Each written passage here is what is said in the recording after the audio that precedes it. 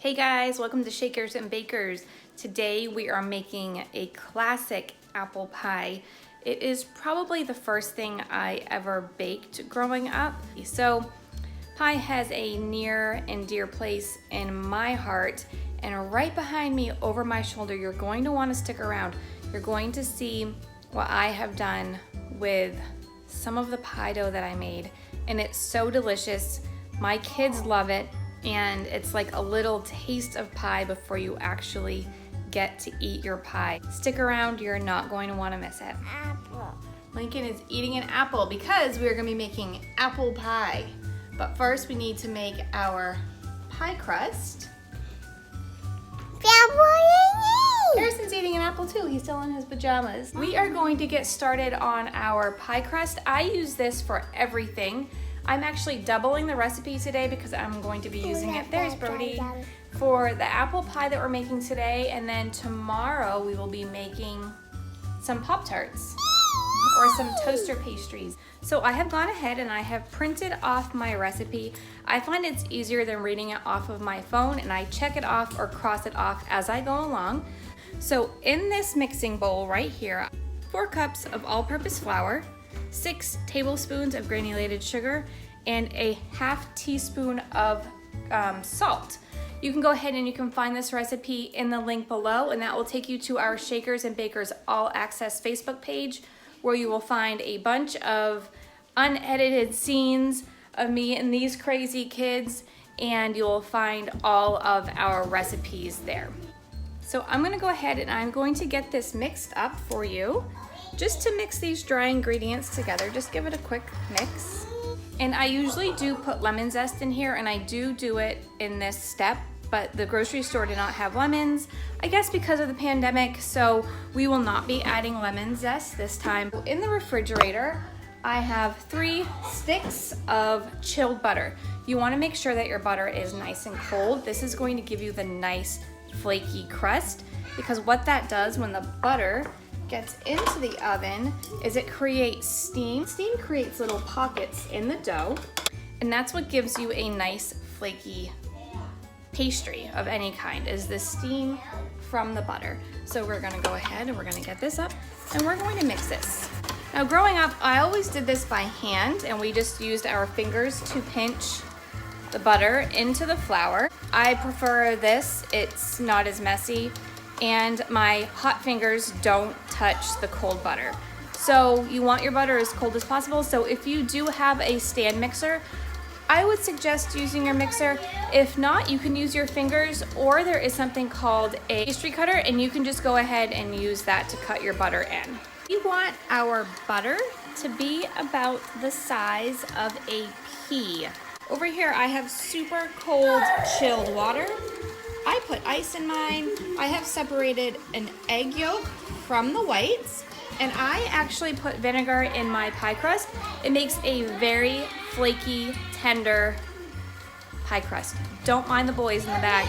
It's almost nap time for Lincoln, and he tends to get a little crazy before he goes down for his naps. So while this continues to mix, I'm actually going to put him into bed. This is going to take a few more minutes. It will give me just enough time to get him in bed and hopefully make things a little less crazy around here. I'm not so sure, but we'll give it a try. Good night, everyone. I know. Okay, can you get your lovey in your book? You gonna give him kisses? Mwah. Hi, Mwah. I love you. So much. Okay, you ready to go downstairs and bake? Yeah. Night, Slinky. Night night. I love you so much. So much. Okay, so that went smoothly. So down here, this is still mixing away. All right, while the mixer is still on, I am going to add my 2 egg yolks. Let that stir in just until you can no longer see it. Turn it off, and now I'm going to add my 2 teaspoons of white vinegar.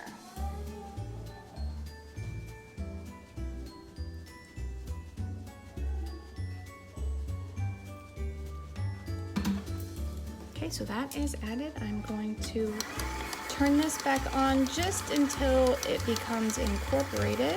And now I'm going to start adding my ice water, 1 tablespoon at a time. I do have this on the lowest setting.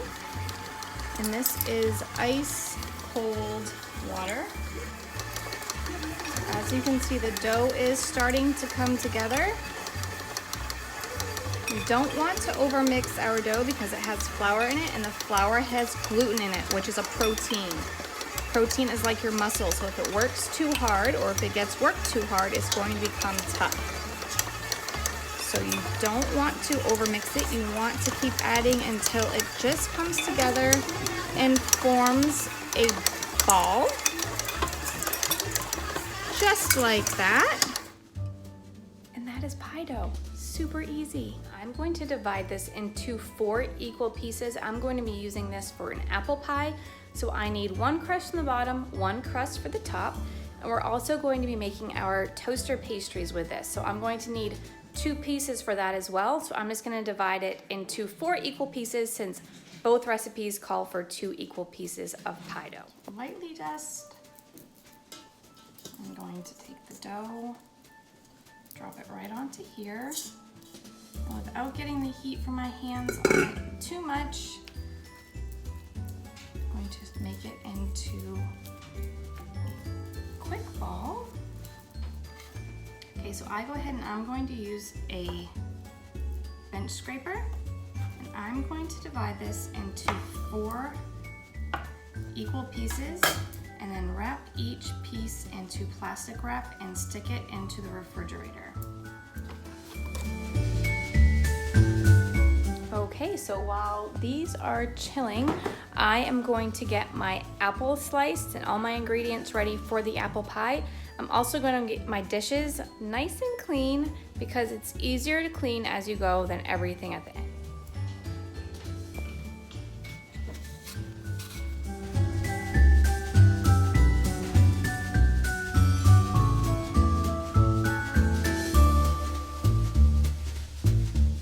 So I was just cutting up apples with Brody, and he asked if he could try an apple. He'd never tried a Granny Smith apple before.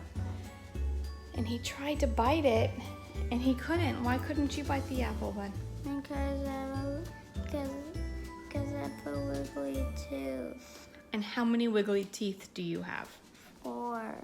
The top front and the bottom front. So he usually loves to eat apples, but it looks like we won't be eating apples until Mom, some of those teeth either fall out or he gets new ones. What's up, bud?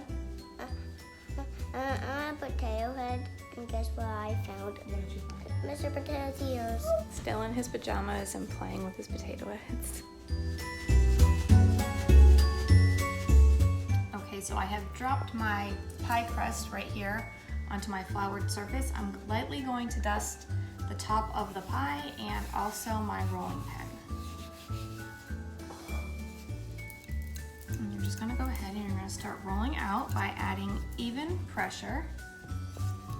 I do prefer, this is called a French rolling pin. I prefer this over one with handles. I feel like that makes my wrist and hands feel like they're being strained. So I do like this one personally, but you go ahead and use whatever you have or whatever you prefer. And you can see as I'm going, I'm lightly lifting up my dough and turning it, and this will help me to keep a nice round-ish. We don't need it to be perfectly round, but we need it to be somewhat round, which is usually the trickiest part. Okay, so our pie crust here is rolled out. I have made sure that it's roughly the size of our pie pan. What I have found to be the easiest way is just to keep this nice and close. I'm going to fold it up once, lift gently, and then just rest this in here without pulling it or tearing it. And here's a really important part. You're going to push lightly down so that your pie dough isn't pulled up on these edges right here. You're just gonna lightly push down as you go. And you want to make sure that you can see the actual shape of your pie pan right through here. So that looks good. You can see the whole bottom of this plate. So I'm going to put this aside and I am going to work on the top.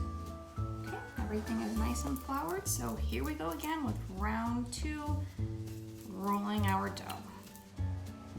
So I have gone ahead, I have preset my oven to 425 degrees. I have my apples and all of my ingredients here. And as you can see, my apples, I have a few big chunks, I have a few smaller chunks, and that's just going to help it give the pie a little bit of better texture. And I prefer to use Granny Smith apples because they're nice and firm and they tend not to break down too much. But in here, I have also thrown some Gala apples because I like the way that they taste. Growing up, we could only use Cortland apples. That was the only thing my family would go for. So they tend to get really, really mushy. So I do love the flavor of Cortland. I just like the way that these hold up. And Cortland are pretty hard to find, especially in June. So to my apples, I'm going to add 3/4 of a cup of granulated sugar, 2 tablespoons of all-purpose flour, 1/4 teaspoon of salt, 1/8 of a teaspoon of nutmeg, 3/4 teaspoons of cinnamon. Like I said before, I couldn't find lemons. I usually do add some lemon zest and some lemon juice, but with the pandemic, you kind of get what you get. Okay, so I go ahead and I use my hands for this part.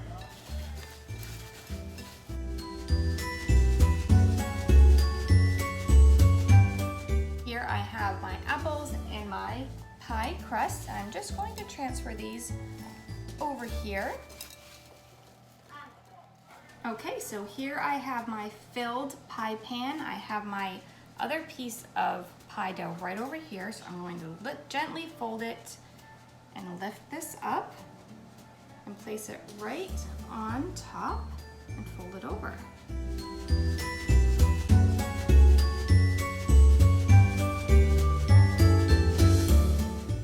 Some people do put egg wash right around here before they put the top on, but I fold my top under. I will show you how I do that in just a moment. I'm gonna press this down. I'm gonna take my kitchen scissors and I'm actually going to cut away some of the extra pie dough that's hanging down. You don't want too much. You want about, for me, it's about from here up. If I put my finger under here, it kind of guides me.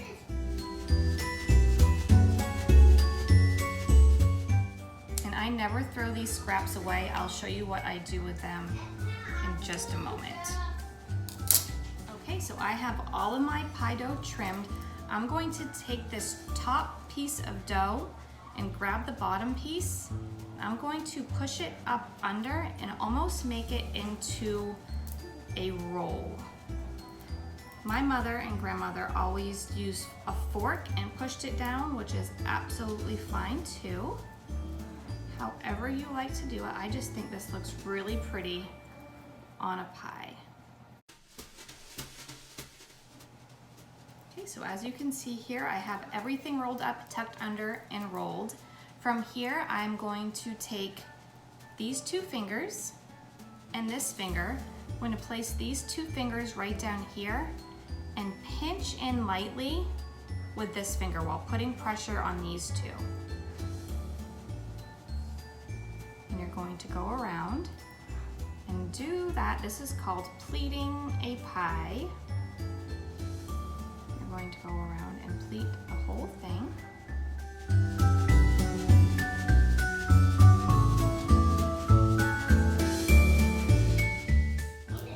Okay, so I have my pie completely pleated. So in this, I have the egg white that I put aside, a dash of milk, and just a little bit of water. I'm going to go ahead and use a pastry brush. Oh, there goes my preheat. That is perfect. Look what I'm doing, Brody. I'm using a brush. I'm painting the top of this pie.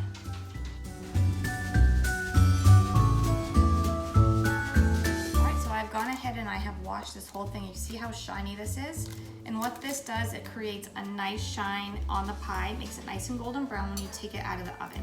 So I'm going to use my paring knife. I'm going to make 3 slits right in the top here, and that's going to let any excess steam come out as the apples cook, and it'll make it so your top layer of your pie crust doesn't make a huge bubble. So once I have done that, I have put the slits in it.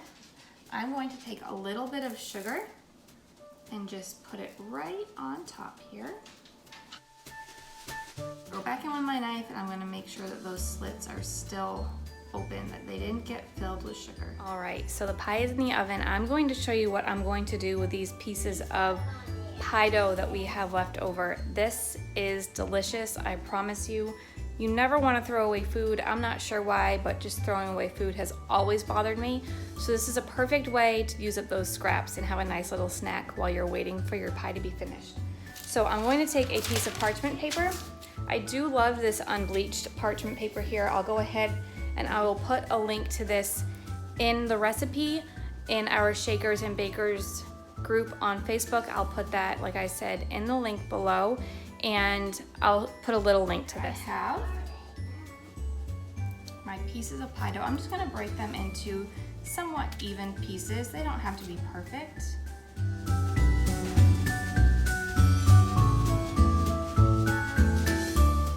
If you have some pieces that are kind of small, just kind of stick them together. I'm gonna take my wash, my pie wash that I had. I'm gonna lightly dab it on. I'm going to take some cinnamon sugar. I always have cinnamon sugar kind of in a jar, just waiting around. We use this a lot for cinnamon sugar toast. I'm actually going to use this in the Pop-Tart recipe that I'm going to be using with the pie dough. So I'm going to be using this in there as well. So once everything has been pie washed, we're just going to take a little bit of the cinnamon sugar, and you're going to put it right on the pieces of pie dough. While the oven is still set at 425 degrees, for the first part of the pie bake, I am going to go ahead and I am going to throw these in there. I just took my little scraps out of the oven. They were in there for about 10 minutes at 425 degrees. Do you guys want to try some of these? Yeah. It's like cinnamon sugar toast.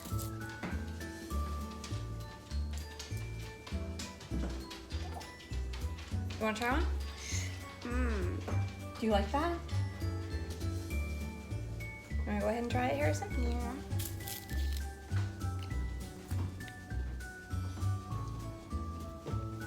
What do you think? Hmm. It's good? Mm-hmm. The pie is ready to come out of the oven. I'm going to put you down here. I'm going to show you exactly how you know when your pie is ready. So here you can see that it's just started to bubble. And that means that the inside juices are perfect and ready, and they're nice and soft, and all those juices are coming together.